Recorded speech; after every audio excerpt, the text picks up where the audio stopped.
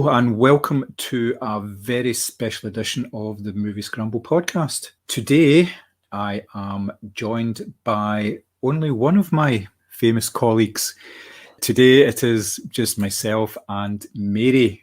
Thomas, for obvious reasons, will not be joining us today, and we'll go into that in a wee minute. But Mary, how are you? I'm really good. It's good to see you. It's a shame all the gang's not back together, but yeah, no, it's good to get on and chat movies. I've been really looking forward to recording this all day. Nice one. As I said, Thomas won't be joining us, and for a very good reason. He has no input to this conversation whatsoever. Today we are doing a bit of a debrief of the Glasgow Film Festival, which this year, for obvious reasons, didn't follow its normal format. In previous years, the film festival was over 10 days and was in a number of cinemas across Glasgow and the west of Scotland. This year, it was all online. Now, Glasgow Film has its own platform that it started screening films on, basically as a test in advance of the festival. It's called Glasgow at Home, and they utilised this for the festival and presented a number of films over the course of 12 days, all online. Now, the figures from the festival are actually very interesting. There was 37,733 views of the films, which was 10 world premieres, 3 European premieres, and 49 UK premieres. So it was a little cut down from the normal festival, but the quality was certainly still there. I mean, normally we are talking about maybe double that number of films over the course of the 10 days, basically because you get films in the GFT and Cineworld and all sorts of special events and things like that. It's really rather packed. As I said, this year it was a wee bit different. We still had an opening film, Minari, and a closing film, Spring Blossom, and in between that time there was a whole host of content to keep everybody pretty happy. Personally, I thought it worked very, very well. I thought the festival, under very trying and difficult circumstances, really did pull it off this year. It was a joy to watch, especially because I didn't really have to get dressed in any way in order to watch any films. Mary, what were your initial impressions of the festival? Do you know, when obviously you realised that this wasn't going to go ahead in person, I was a wee bit nervous because I think part of it for me is that the Glasgow Film Theatre experience. I love that cinema. It's so beautiful. It's kept all of its Art Deco features. It's really just quite a striking building to be in. And I think that when you sit in the seats in GFT, especially in GFT1, I feel like it makes you sit up straighter, you pay attention because you're kind of surrounded by all this grandeur, and it really makes you think about, what it is you're watching and how special it is to be part of something like that. So I was a bit worried. However, the platform itself, the Glasgow Film at Home, couldn't have been any better. The actual quality of the screeners was incredible. I don't know why I was expecting something that was, not that it was going to be bad quality, but it felt really crisp and clear and like you were actually in the cinema. So all I did was watch as much as I could on my actual TV to try and recreate that cinema experience of, lights off, watch the film or whatever on the big screen, or as big a screen as you can manage. And yeah, the quality and the diversity of the content, as always, was incredible. I did watch a couple of the bigger releases this year, which I actually don't usually do, but there was so much to choose from.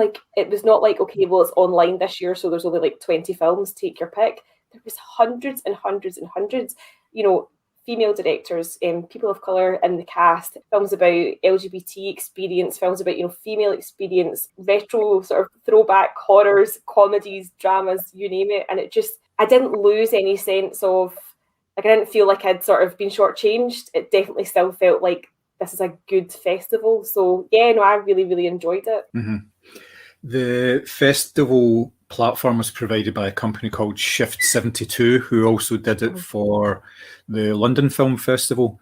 Now, having a look at that, obviously the organisers of the Glasgow Film Festival spoke to the likes of the London Film Festival, and there was various other festivals. They were in a very good position in that there had been a number of high-profile festivals prior to Glasgow.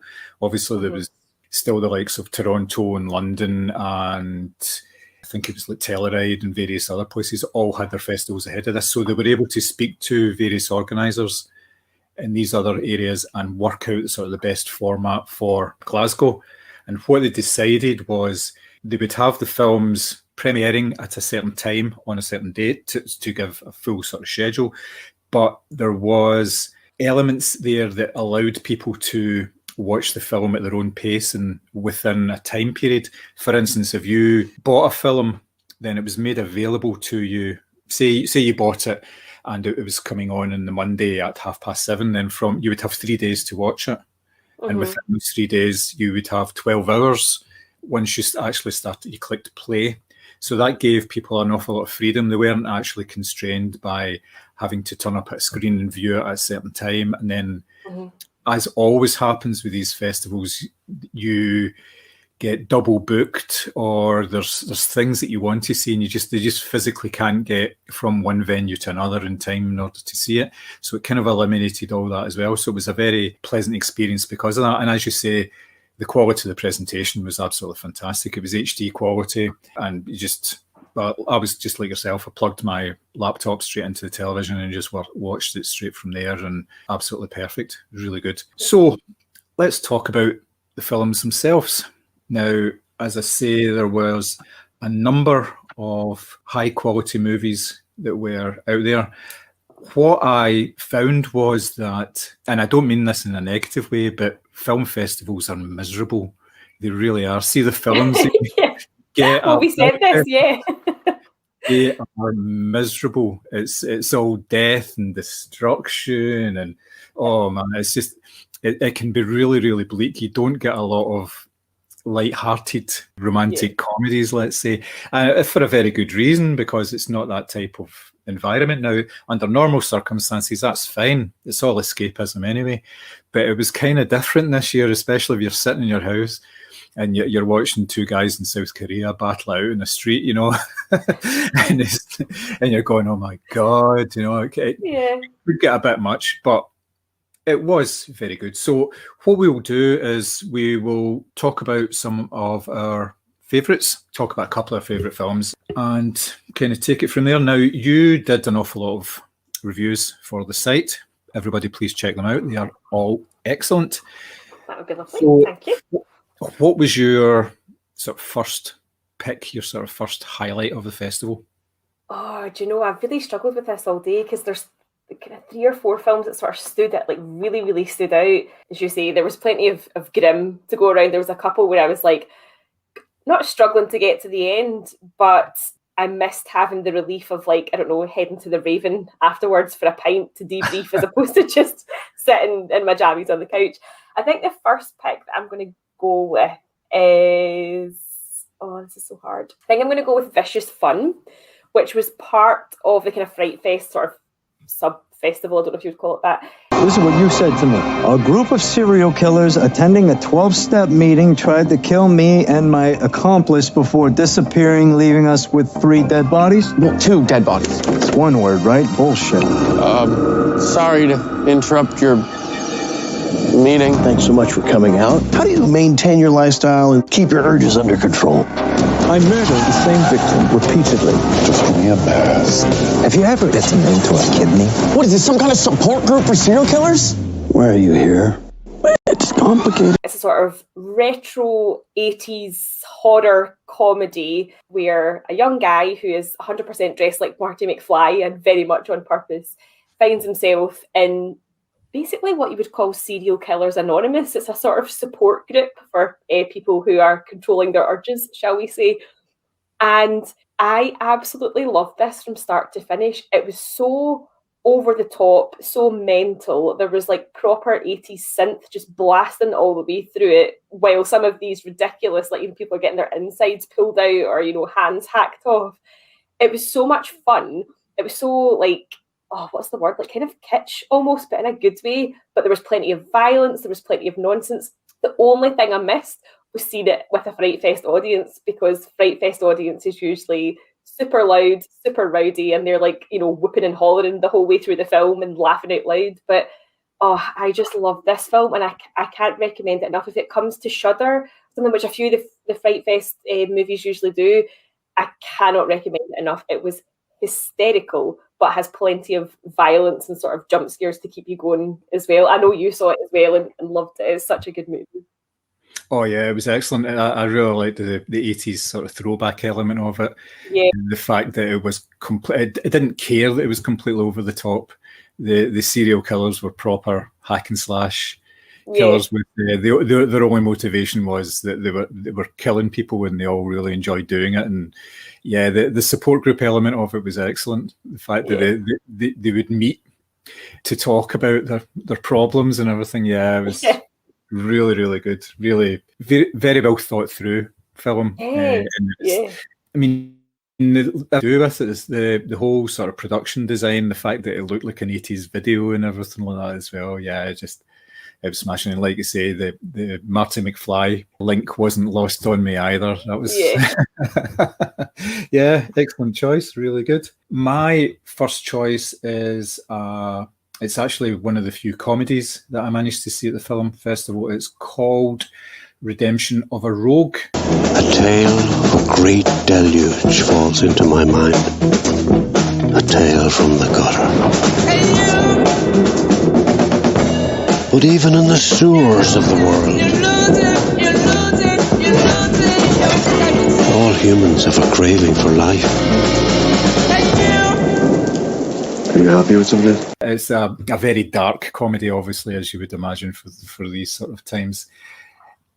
Basically, the story of this one is it's a rogue, as in the title, who is living. He's been living away from home for years, and he gets the phone call his father's dying. He has to come back, so he goes back home, visits with his father, and he's with his father. It's a very solemn moment at the bedside, and he's trying to speak to his father, sort of say last goodbyes to him. And his father starts speaking, but he can't understand him. He's mumbling. So he goes in closer and closer. And then his father puts his hand round his neck and tries to strangle him. And this is with his father's last breath, he tries to strangle him. And then he dies. Is this an Irish movie? This is like a very Irish family setup. Yeah, very much so, yeah. So what happens after that is obviously they have to bury the old guy. So get the funeral arranged, get the coffin and all that. And as they're walking out the door, him and his brother, I should say, are walking out the door with the coffin up above their arms. A lawyer turns up and says, you can only bury your father on a day when it isn't raining. Otherwise, you lose the house and everything. He's going to give it away. And of course, as soon as the old guy died, it started raining. And it rained heavily and it just didn't stop. So it's almost like a sort of a Groundhog Day thing. He's going through the same events over and over. There's loads of religious imagery in it. Obviously, it rains for 40 days and 40 nights. There's all sorts of there's all sorts of stuff going on with his brother. He meets a fallen woman who's actually a singer in a local bar, and she's always wearing red. She's a very sort of Mary Magdalene type of figure. There's references to like the Last Supper and all sorts of things like that. And then at one point, he is having a conversation with these sort of local gangsters who are trying to intimidate him and his brother. And he basically disproves the plagues thing that hit Egypt, all the frogs and the locusts and all that. And it's just totally spot on. It's just absolutely brilliant. It was so funny, but so dark at the same time. And it was just cracking. You knew that it was going to be really good right from the very first sort of scene where he's in a room and he's like completely he's completely out of it and everything, and he's just a bit of a mess, and you just think, yeah, I'm going to enjoy this film. It's really good. It really signposts everything really quickly, and you get totally into it. You just love it, and there's lots of wee bits in it that just make you laugh out loud all the time. There was, like, for instance, he's walking down the street in his hometown. He's just come back, and everybody's going, oh, is he back in town and all this? And there's this music playing. And the music is a sort of like a strange sort of jazzy music's playing in the background. And he walks past a shop, and there's a band with a bit like a brass band and all that, and they're in the shop practicing, and then they see him and they stop, and obviously the music stops because that's the. It's just I love it. I love really, it. That really good. sounds so good. I can't believe I didn't see that. That sounds amazing. Yeah, well, that was by far the highlight for me, and I'd never seen anybody who was in it before, so it was like a cracking, absolutely cracking movie. I really hope that it gets a decent review or a decent sort of release over the next couple of months, because it's exactly the kind of film that people need to see at the moment. Yeah, I know. Do you know, it's funny because when I think about that Vicious Fun, for all that it obviously is a movie about serial killers and sort of surviving the night with serial killers, there was so much of it that was so funny. And the character of Bob is literally my new favourite serial killer. Like, but there's so much of it that you'll find yourself sort of bouncing along to the soundtrack, or because you're laughing out loud. It wasn't a kind of conventional horror in the fact I didn't feel like tense. I came out of it going, that was so much fun. It was almost like a kind of like the kind of like buzz you get when you come off a roller coaster and you're like, I want to do it again. That's how I felt watching that movie. It was kind of uplifting for all that sounds like. Definitely not an uplifting movie, but if you get what I mean, it's fun. So that Redemption of a Rogue sounds brilliant, though it might get picked up. Maybe, I don't know, something like that. Like Film 4 do a lot of kind of good sort of British, or sort of, sorry, not British because it's Irish, sort of like, but they do showcase a lot of homegrown movies like that. So maybe it'll get picked up in time. I certainly hope so. Yeah, it's definitely worth seeking out. If nothing else, I think it'll probably be on at the GFT at some point, because they show a lot of the films that they show in the festival and sort of re-show them as part of their normal schedule. So chances are it will come out at some point, hopefully. So next choice. So I think I'm going to go with Riders of Justice for all the Mads Mikkelsen fans out there. I didn't really know what to expect. I kind of thought, because of the sort of still that they'd used and the name of it, I thought it was going to be a kind of grimy sort of biker movie, and he certainly sort of looks like that in the picture.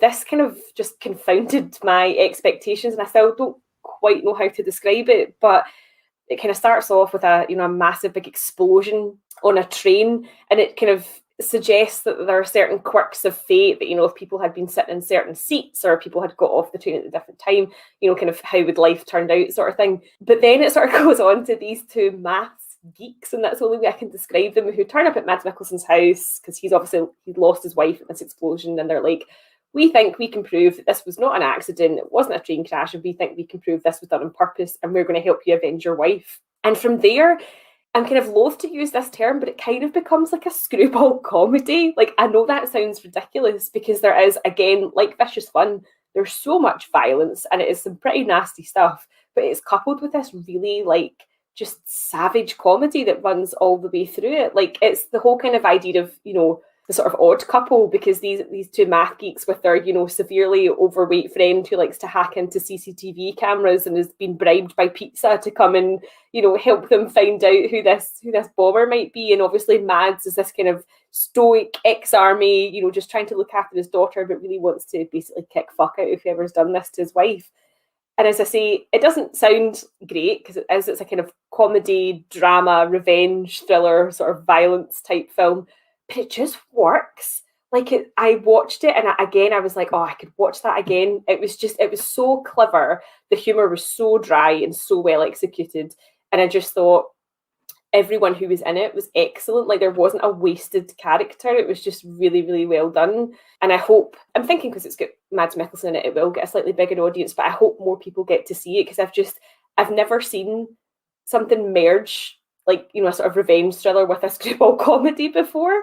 But it really, really worked, and I absolutely loved it. Well, it's very similar to, you were the one that pointed this out to me, it's very similar to Men in Chicken, which again is a combination of screwball comedy and just completely out there nuts, loads of violence and stuff like that. Yeah, I really like this film as well. There's a balance to be had between a violent thriller and a comedy, and they kind of did that. Like, there was a scene where they were all in the car, and Nicholson turns around and punches the guy, and it's actually funny when he does it, but then it's it gets really dark there, it got really, really strange. It got over that, and there was obviously the whole story about it was obviously concentrating on the Mads Mikkelsen character and his daughter and their relationship and how they were trying to basically come to terms with the fact that it was just the two of them and everything. Yeah,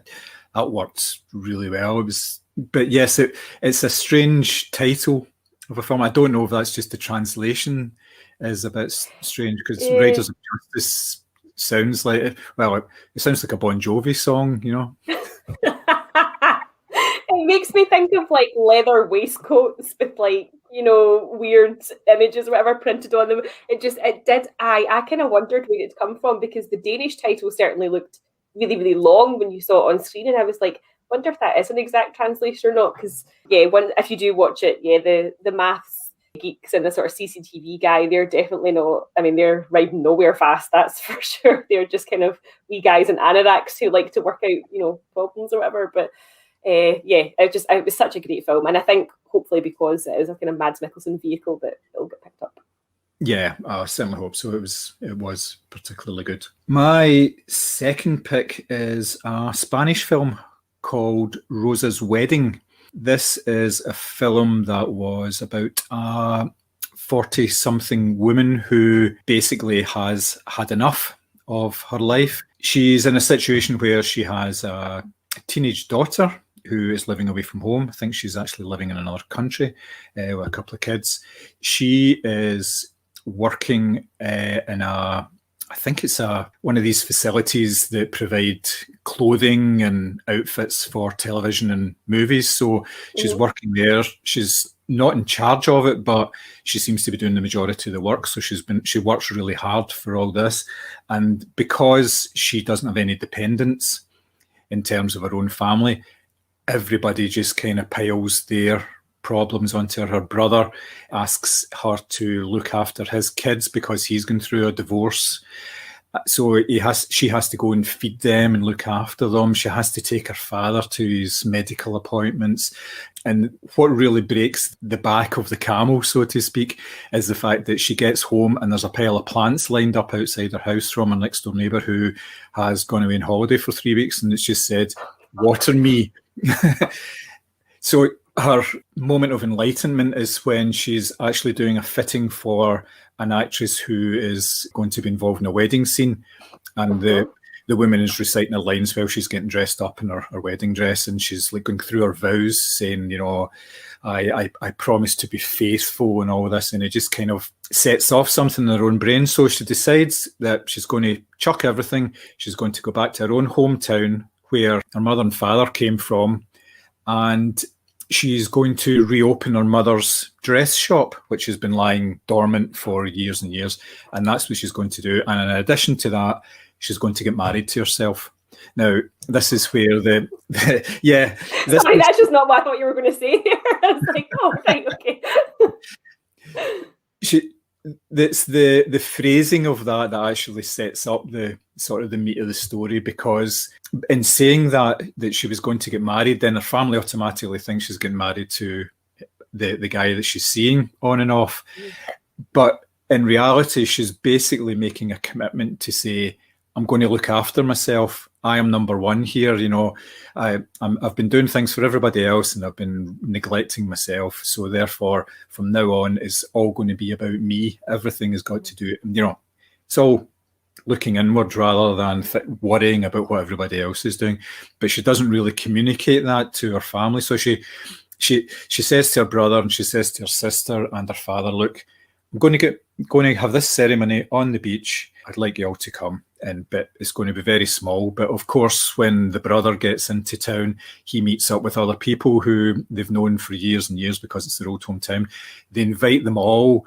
He hires like the local town hall, and there's a band and all sorts of things. And the woman is obviously just Rosa. She's just feeling completely out of control because everything is just going wrong about it. And that's where the sort of the comedy elements. It's very gentle comedy. It's not total laugh out loud stuff, but it's a really, really nice film. It works very well. And obviously Spanish settings, and then you've got the sort of the Spanish sensibilities in terms of the film. So it's very fast and everything. The dialogue is very fast and everything. So you have to really sort of concentrate to keep up, even more so than just being able to read the subtitles, so you have to really invest yourself in it, and it really pays off. It was an excellent wee film. It was a real surprise because it was one that was on, and I thought, I'll give that a watch. It doesn't, it might not be very much at all, but it was a real surprise. I really thought it was really kind of cracking.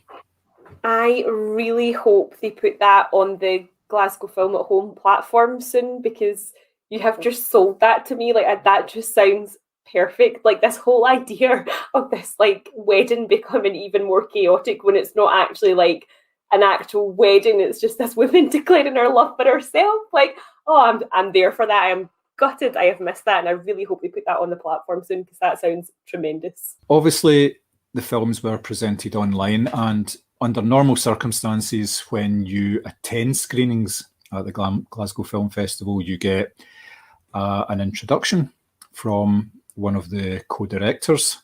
Now, this year, it was all recorded introductions, which was a wee bit strange at first, but I thought it was actually very nice. It was a nice touch to kind of keep the continuity going. What did you think about that, Mary? It's either Alison or Alan I saw the majority of, and I just thought that is so sweet that they have tried to sort of recapture this moment where they get to talk about the film that they love or what you're about to see. And I'm just grateful that I didn't have to do the Cineworld to GFT sprint, because usually if you do that and then you walk in while somebody's giving an introduction, and because it's uphill and I'm unfit, like, you're usually trying to silently sort of breathe out your ass while they give this loving like chat about the film you're about to see. But I thought it was so nice, and each time when I logged on to watch something, I was like, oh, this is so exciting. I wonder who's going to pop up, and introduce it next. And they did the wee separate bit for the audience award. And I was like, this has just made me really feel like it is a festival and not just I'm sitting watching movies in the house. I loved whoever their, marketing and graphic design team are. I loved the little animations before the movies as well. They also had like that as an Instagram filter, and you could sort of join in with that as well. And I just thought it was really, really well executed. I loved it. Yeah, they usually theme their wee intros and everything like that in terms of the wee animations on some of the themes of the actual festival. Like, for instance, every morning at the festival, they would show a film that's based on a theme, whether it be sci-fi or I think it was femme fatales one year as well. There was a lot of stuff like that. So obviously they didn't do that this year because they just didn't have the capacity to do that. And at that, you would get Alan coming on, and he would give like a 10 or 15-minute lecture on Planet of the Apes, for instance, which was just fantastic. But yes, it's good to see that they were doing that as well. It was very welcome, and it helped engage with the audiences, I felt, because it reminds you that you're not just sitting on your couch watching something. You are part of an online community, a very loose community, obviously. But yes, it was very good as well. Now, obviously, in addition to the films and the introductions, there were a number of Q&As done for actually quite a lot of the films. These sort of events can be a bit sort of stagey and a bit weird, especially when they're done online. So you obviously were involved in a couple of Q&As. You watched a couple of them. What did you think about this sort of format? So I watched the Q&A for the Mauritanian, because let's be honest, I'm a slag for Tahar Rahim, and I'm gutted that he's been missed out of the Oscars.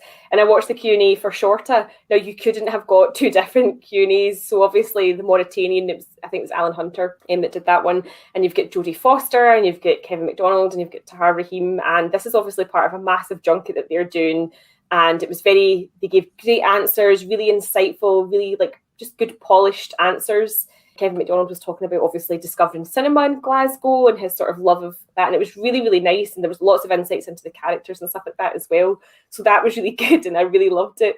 And then I watched the Q&A for Shorta, and they were all like in different farms in various locations around Denmark. And in typical sort of Scandi fashion, they were quite stoic and quite like, yep, this is what we did. Or, oh, sorry, I can't hear you because I'm on a farm. And it seemed a bit kind of like all over the place. But part of me did kind of like that because it was less polished, and I kind of enjoyed that as well. And I thought that obviously because they were online and pre-recorded, this is maybe access to material that you wouldn't have got at the film festival. I think, they do live Q&As, obviously, but it tends to be with whatever talent can turn up. Now, is it likely that Jodie Foster was going to come to the Glasgow Film Festival? Probably not. Or maybe I'm doing her a disservice. Maybe she would have. But you get access to stuff because it's online and because it's pre-recorded that maybe you wouldn't have got if it was just, the festival in real life. So I actually appreciated the fact that because it was online, you got sort of, bonus content that you might not have got otherwise. That's not to say it doesn't take away from the live Q&As that they usually have. They're usually quite entertaining because you literally have no control over what questions are going to get thrown out from whoever's sitting in the audience. But no, I thought it was good extra content, especially because, the films are only a tenner. You can watch them, as much as you want within that window. Plus you get, a wee bonus Q&A. I think that's pretty good for the good value for money. Yeah, it's all about the extra stuff, really, isn't it? Just it adds to the whole experience. Now, I didn't actually attend any of the Q&As. I attended the Q&A for the launch of it, which was very good, and that was just the various people from the film festival themselves and a few journalists pitching in questions as well. But that was all. You had to submit your questions for that on the chat rather than just blurting out what you were actually thinking. So it was controlled in a way. Any Q&As I've actually attended at the festival have been pretty good because the people are there because they want to see the film. So they're not going to ask stupid questions or anything, about what Tahir Rahim's underwear situation was while he was in Guantanamo or anything like that, So, I love how you're insinuating that I might have asked that question. Not at all. It didn't cross me. No, I would have probably asked that, So what was the laundry service like? Did you have a look at that? That kind of thing. Yeah, talk to me about your fake tan and the serpent. What was that? Yeah. So I think the festival was a success. I believe absolutely. It was marketed that way and it seemed to work. So it will return. The festival has been announced that the festival will run from the 2nd to the 13th of March next year. So it's solely in March, just because of the way the dates work, I think it is. It's usually the end of February, start of March. Do you think that they will continue with this format in some way? The reason I'm saying that is because they obviously get a number of people watching the films from outside of the west of Scotland area. People didn't need to travel to Glasgow in order to watch the films, which part of the allure of a film festival is that you're bringing people into an area. It's good for the local economy, all that sort of stuff. But do you think that it's highlighted the fact that there is an audience out there for film festivals outside of the area and it would be worthwhile them keeping this going? Absolutely. Yeah, I would love the hybrid format purely because obviously it's my local festival, if you want to call it that way, and I would always want to physically be there and support in person as much as I can. But I think the hybrid model, could potentially work just even from a coverage perspective, because you could have a critic living in, I don't know, Devon or something, who just simply can't make it up for whatever reason, but can watch online. And there we are, some fantastic coverage, UK-wide for this film festival. And it's a film festival that, it's been the sort of smaller cousin of Edinburgh, but I think it's getting there in terms of the size, the quality of film that it attracts, the quality of talent that want to come and be part of it. So I think that having this hybrid model will ensure more wide-ranging coverage. I know that I can't quite remember the reason, but it was you could only watch a movie if you were in the UK, as I know that sort of, I think you'd mentioned, John, Citrus Festival, you can only watch it if you're in Spain, all that sort of thing. So yes, it does restrict the coverage to the UK, but, we live in a global world where, a UK critic could have loads of followers in America or Canada or mainland Europe. So once that review is out there, it can only benefit the festival and may well attract more people in person, the following years if they hear the calibre of the content that they have. So yeah, I hope they do. Hybrid, as I say, would definitely be preferable for me because I would like to go in person, but actually having the option of, catching a film on a Tuesday night when I maybe wouldn't go into town or whatever, that would be amazing. What about you? Are you hoping to go back in person next year, or are you looking forward to more movies at home? I'm a bit like yourself. I thought the home format worked very well. It worked an awful lot better than it did for the London Film Festival, basically because there was a very strict time limit on the film and what you could see. I think they only gave you a window of a couple hours to watch a film. Well, from a critic's point of view, but from the point of view for the Glasgow critics, it was a lot wider. You weren't quite as constrained in when you could watch stuff. I think you still had up to 3 days to watch things, which was actually pretty good. Yeah. But yeah, obviously I'd like to get there, but I like the fact that it's easier to schedule your viewing, just as a punter I'm talking about here, because often, I mean, I've covered it now for 4 or 5 years, and every single year there is at least 3 or 4 occasions where there are 2 films on at the same time that I want to see, and I can't, just because it's Sophie's choice. Exactly, yes. So that would help with the likes of that, and obviously they've invested in the online content as well. They've put together a platform that they can use, the Glasgow at Home platform. So the money's been spent on that, so I think they'll be looking to get some sort of long-term return on that, because as you said, it's a UK-wide thing. You know, it's not just for the film festival. You can watch Glasgow at Home from anywhere in the UK. They've got the rights to show these films for however long your window is for that, you know, a couple of days or whatever it is. I would like to think that they would keep it going in some sort of capacity. It'll probably be a smaller capacity, or it'll be a supplement to the festival online. Yeah, I really enjoy the buzz of it. I enjoy sitting with an audience, especially an audience that's there because it's a film that they want to see, like a difficult film from Serbia or something like that. But people are there because they want to see it. They're not there because they're getting out of the house and they fancy devouring the largest bucket of popcorn that they can actually find and going on their phone every 10 minutes, which is kind of normal cinema going, you know, let's face it. But yeah, I certainly hope that they do that. I really do. It would be it'd be most welcome, put it that way. Yeah, no, as I say, there was a couple of movies where I was like, man, I wish I'd watched that with other people, because I bet it would have been just really, like, not raucous, but you know what I mean, just that people would have been laughing, people would have, you know, people do, like, it's an excited audience, as you say, they're there because they want to see it, and people would clap at different points or whatever. A couple of movies I was glad I watched in the house because I was greeting, so try to limit how many times I'm going to cry in public.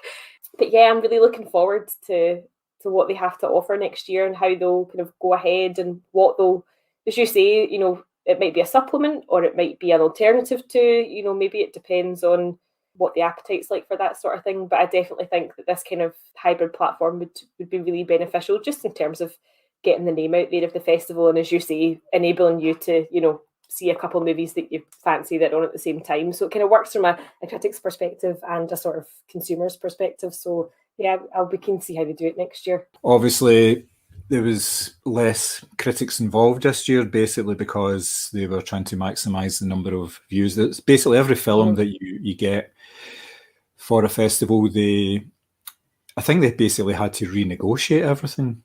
Because obviously under normal circumstances, it's just getting a license and showing a film maybe once or twice. But I'm assuming that they had to renegotiate license deals with just about every film, or at least with studios, to make sure that they could get these films for like 3 days and show them online and everything. So that was like a massive undertaking, on top of the fact of trying to organise a festival in the middle of a pandemic. So I think they did very, very well, and can only congratulate them on it. I think it was fantastic. And the fact was, we got a press pass to the festival in order to see some of the films, which was obviously very welcome as well. And it would have been very easy for the festival to really cut that down, so it was only major outlets, sort of national and international press, that got it. But they were very mindful of the fact that they wanted to make sure that everybody could get access that would normally get access, including some of the smaller places like ourselves. I mean, in the grand scheme of things, we are minuscule, but they try and cater for everybody because they know that word of mouth is very important for them as well, especially on social media. So I'd like to just say thanks very much to the Glasgow Film Festival again, because they have done such a good job. Yeah, no, I completely second that. First of all, thank you for considering smaller outlets like yourself, because do you know what?